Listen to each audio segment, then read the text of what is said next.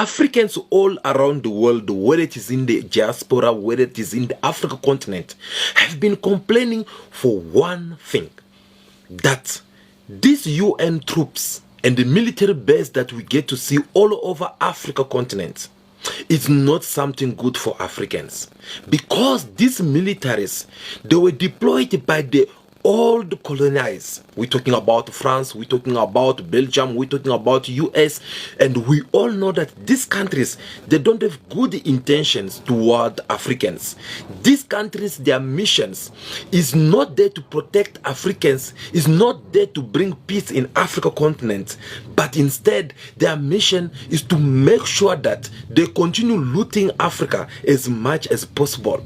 These people, their mission is to make sure that they don't go far. They don't want to give that free independence, that freedom to Africans as much they deserve. Instead, their missions is to make sure that they must be watching more closely, on the loop, everything that is happening in Africa continent, so that they'll be able to see who's gonna be their president, what minerals is trending right now, to whom these African countries they're selling. So that is the reason why you'll see all of them, each and every time there is a small problem in your country, as Africa country, they'll come in telling you that no, we're here, we'll support you with this, we'll give you aids, we'll send our militaries, we'll do this and that. And this is something that each and Pan-Africans, wherever we find ourselves around the world, we've been fighting about this, because we don't trust these people ourselves. We have made a couple of videos talking about the same matter, saying that you can't trust these organizations which is being placed by the open eye mass systems, because these people, they are not there for the well-being of Africans. Instead, these people, they are there to continue destroying Africa, because they don't want Africa to develop, because they know the day Africa will develop, they're never gonna have that easy access to whatsoever they've been doing in Africa. All when we're saying this, people never take us serious. Some people, they never believe that this can be true. When we're saying that these militaries that are coming in Africa is to steal, some people think that no, we're kind of like exaggerating. We're not saying things that make sense. See what happened in DRC. They just caught a UN drone carrying not only guns, but it is carrying the Congolese minerals. The United Nations MONUSCO peacekeeping mission in DR Congo has been using UAVs, popularly referred to as drones, since 2013. The UN needs to use these kinds of tools to better perform its mandate, said Hervé Latsus, the then Undersecretary General for Peacekeeping Operations, addressing journalists in 2013 during the launch of the unarmed aircraft in Goma, the capital of North Kivu province in DR Congo. The UN stabilization mission in the country, known as MONUSCO, has, among its primary tasks, the protection of civilians in the area.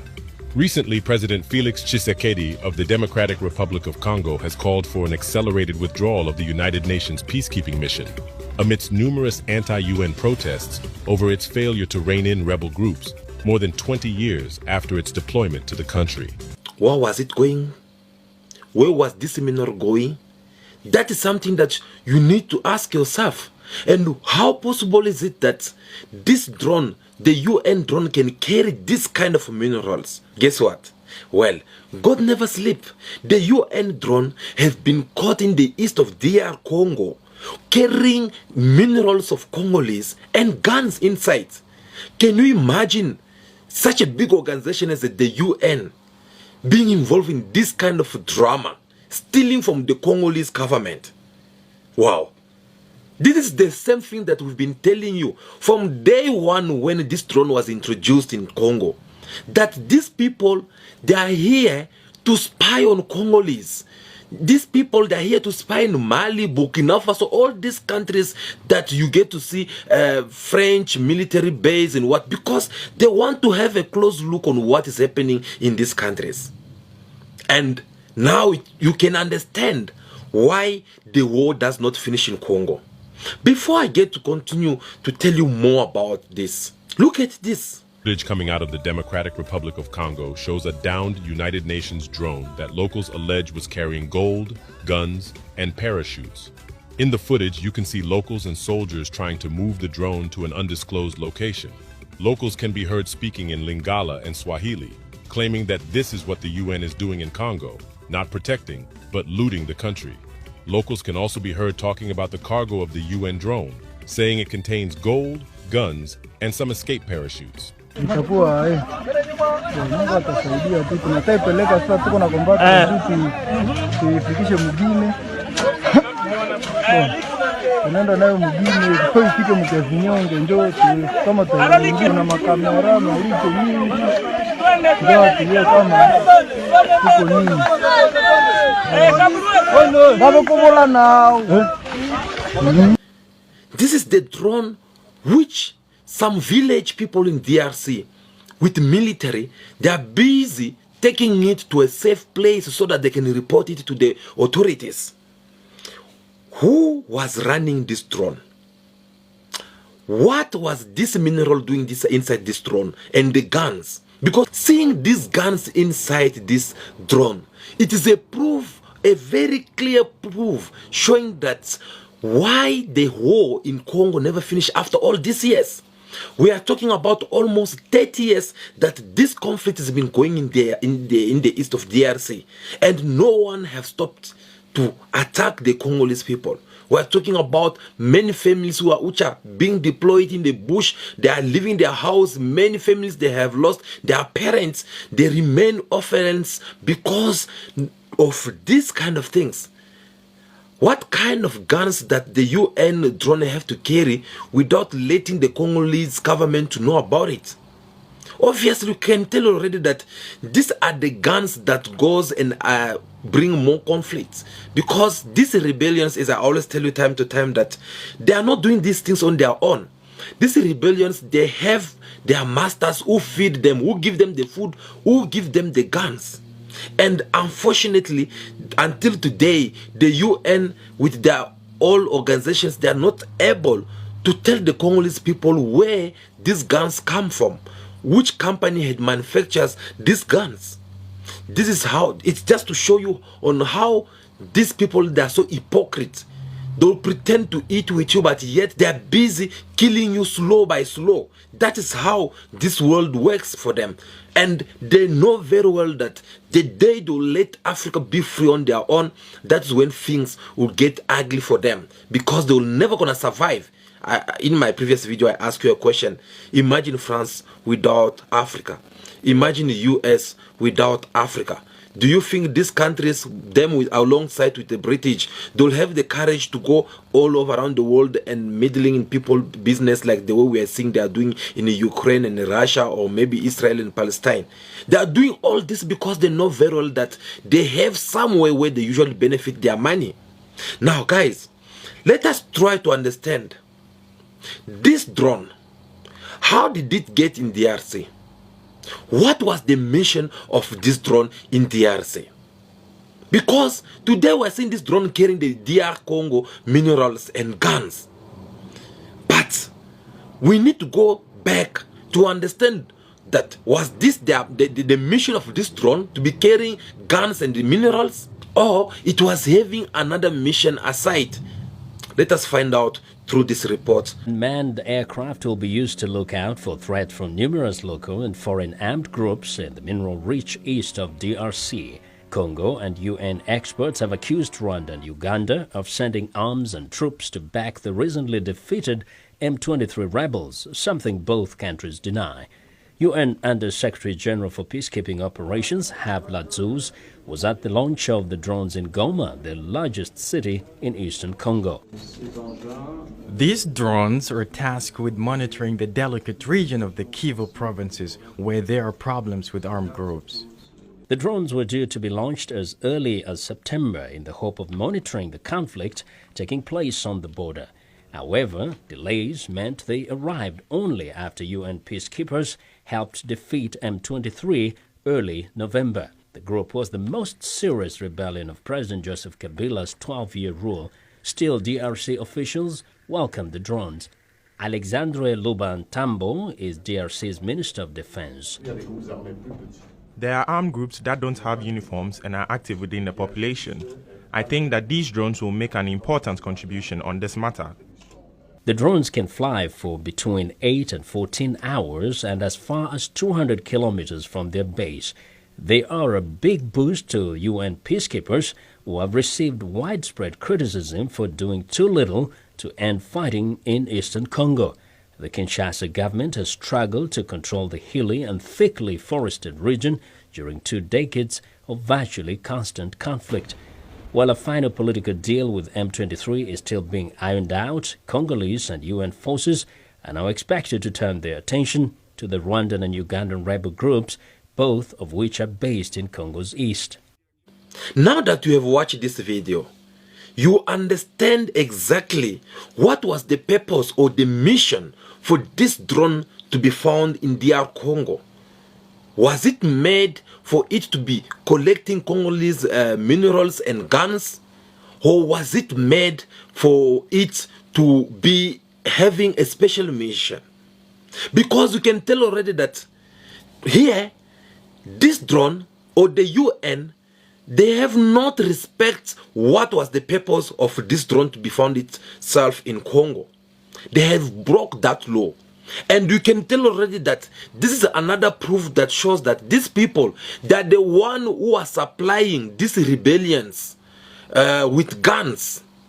So that these rebellions, they will also give them the Congolese minerals.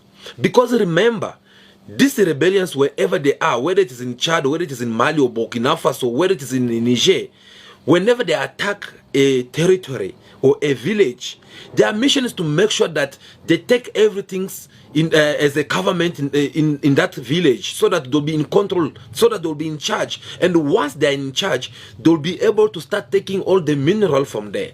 And that is how you see this UN, this all these organizations that you know, I mean, like the one that need these minerals. That's where they come in. And when they are coming in the casket of the UN. So the UN will be playing a role as a middleman to supply the rebellions with whatsoever they need, whether it is guns, whether it is bullets, whether it is rockets or bombs. And these rebellions will give them also the minerals.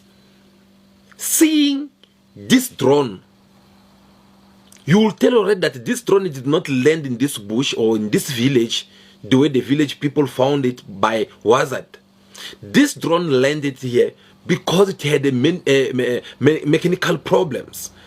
Because when you listen to the report that I just played for you, you understand that this drone have the capacity to run from 10 to 12 hours.